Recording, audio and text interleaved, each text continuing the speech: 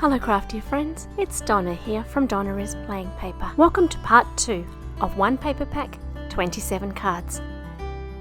We're going to make 17 more cards, this time thinking about how to let the papers lead the design.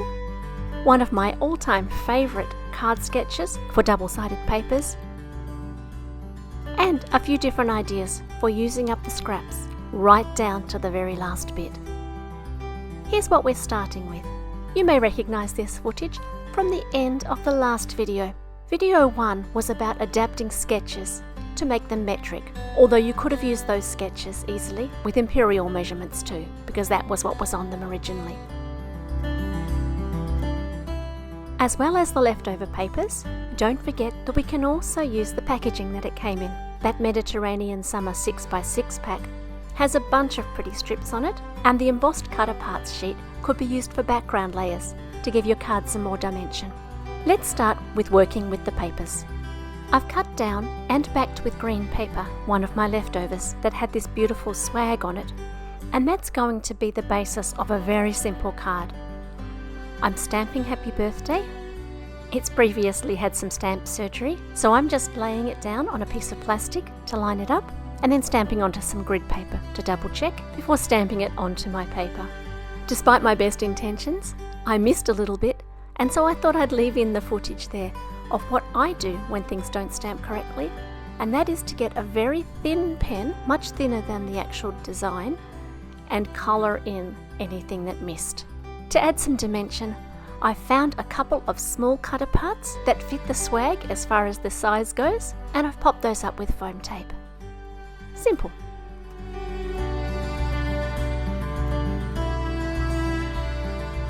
Here's another example of letting the papers dictate the card design. I had a bunch of vases and some flowers left, both already in bouquets and individual flowers that I could make into flower arrangements of my own. And so I arranged those into 4 different bouquets. I have a few vases left over, and I'll deal with those in a little while.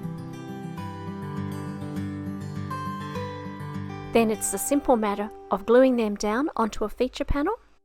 I mixed up the size of my panel depending on my bouquet, and for most of them I glued the vase down flat and then popped the flowers up with some foam tape for dimension.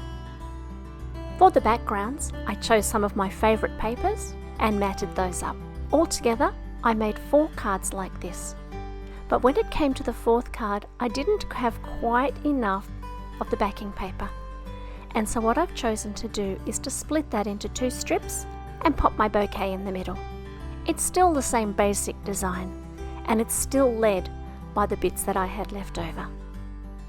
The sentiment for this card comes from a pack called Rainbow Poppies, and I'm just backing that with a matching paper so that it stands out against the vase. Some of these cards have sentiments, and some have been left blank.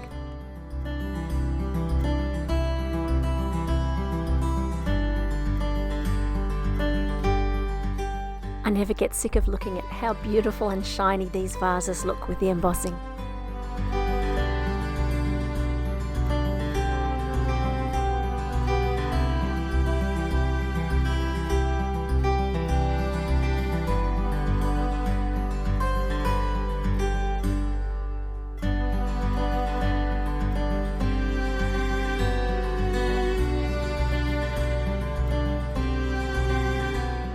Now here's my favourite thing to do with double-sided papers.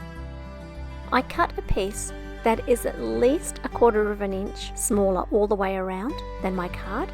About 1 centimetre smaller all the way around is excellent. And then I fold up one corner to reveal the beautiful backing paper. Then it's a simple matter of adding a sentiment and a feature panel somewhere on that fold. I've chosen to put my sentiment at an angle this time. I find when I glue this down, it's quite good just to pop a little bit of glue under that folded back bit to keep it steady. Then I've just popped up my feature panel with some foam tape, and the card is done. I think it's such a gorgeous, simple design that shows both sides of the paper and gives a really lovely card.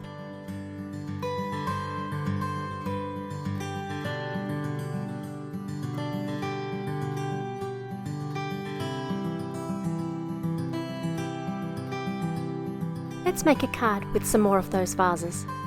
I've used the Sweet Vines embossing folder to make a background, and a bit of paper from the pack for my shelf, and I'm just making a little bit of an arrangement of the vases with a sentiment.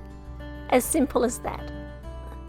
I've had these big black and white sentiments for a couple of years now, and I've picked over them really heavily, but there's still plenty left. I tend to use a liquid glue when I'm working with heavily embossed paper so that it can squish out into the gaps and give me a really good bond.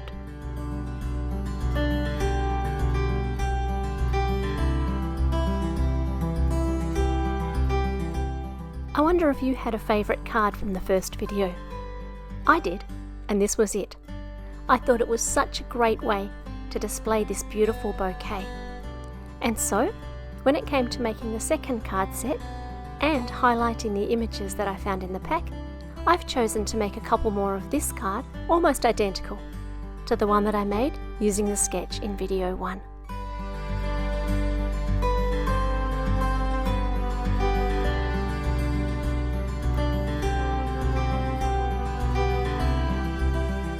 By now, I'm starting to run out of papers. I have a lot of little scraps left and just a couple of pieces that are slightly bigger strips. And I'm going to show you an idea for using those bigger strips to stretch one thin strip across a whole card. It involves having a die that can be cut to make 2 symmetrical halves. In this case, I'm using a heart. My heart isn't symmetrical, but because I'm only going to use half of it, my final card will have symmetry in it. I've lined the heart up with the middle of the heart against the edge of my paper, and I've cut it out. I've used a little bit of press and seal here just to hold everything in place while I fiddle around on my desk. It just so happened that these 2 strips of paper that I had remaining were the same paper. So I'm going to use the back of one cut with the front of the other cut to have a card that has the same colours on both sides. I'm also going to extract all of those small pieces and stick them onto my card. But if what you had was a solid heart, that would work equally as well and be a lot less fiddly.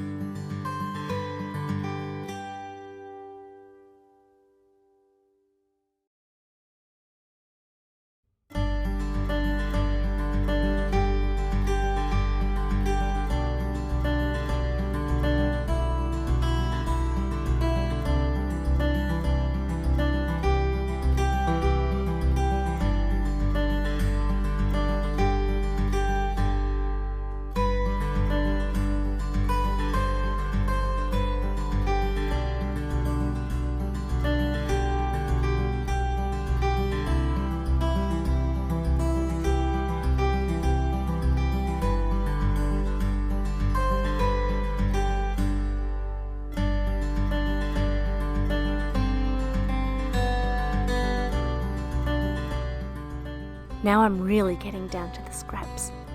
And my favourite way of using the really small pieces is to use some kind of cover plate die.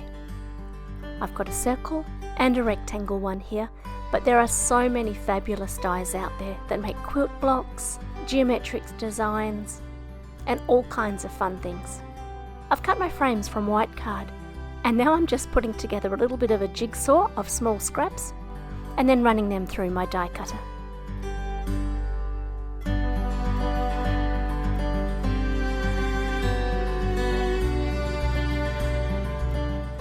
There are 2 different ways that you can do this, and I like to do both so that I use up all of my paper. One is to make a thick frame and put some double-sided adhesive on the back before slotting the pieces into it. I have a nice wide double-sided adhesive that I'm using here, but if you don't have it, honestly, you can just run strips across the back of the whole thing. It's absolutely fine, just takes a tiny bit longer. Once I have almost the whole back of my cover plate covered, it's just a matter of slotting in all the little rectangles.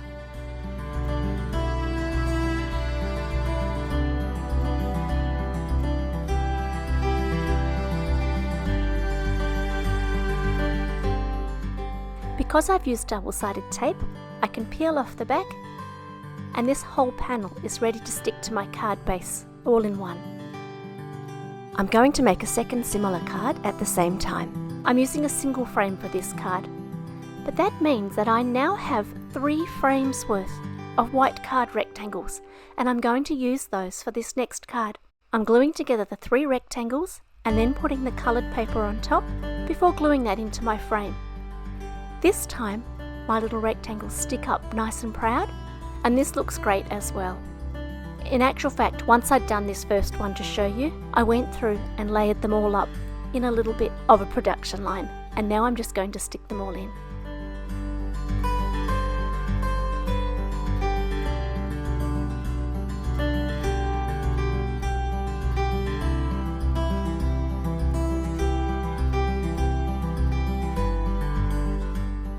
The sentiments once again come from that really rainbow sentiment sheet, that one piece of paper that I took with me to Australia.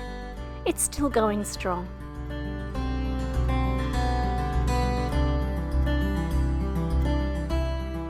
I've used exactly the same technique for the circle card, so I'm not going to show you the construction of these cards.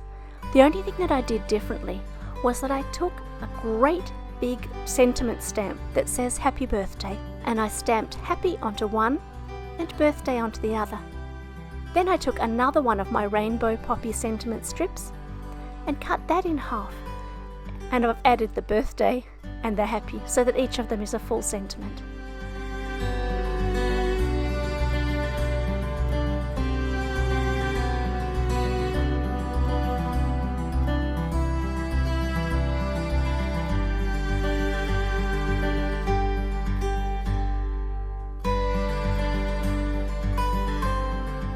By now, I'm down to the real dregs. I have just a couple of pieces of paper left, but what I do have is the cover sheet for the 6x6 papers, and we're going to use that to make these next couple of cards.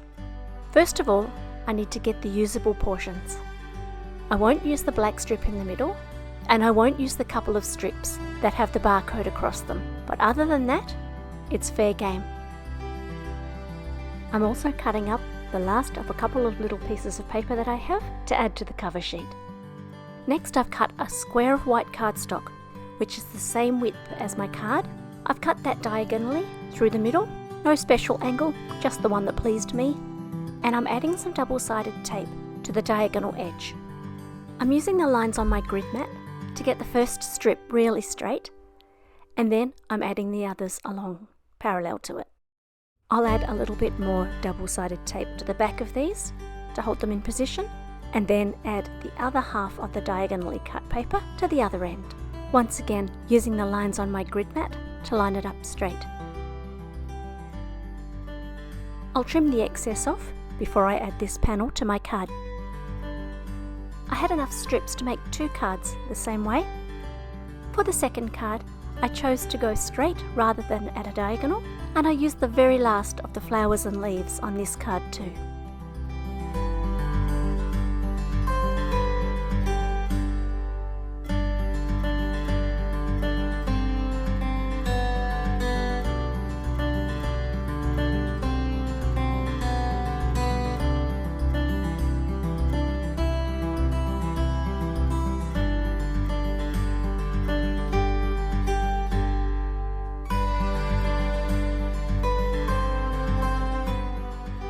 At the end of all these cards, this is what I had left.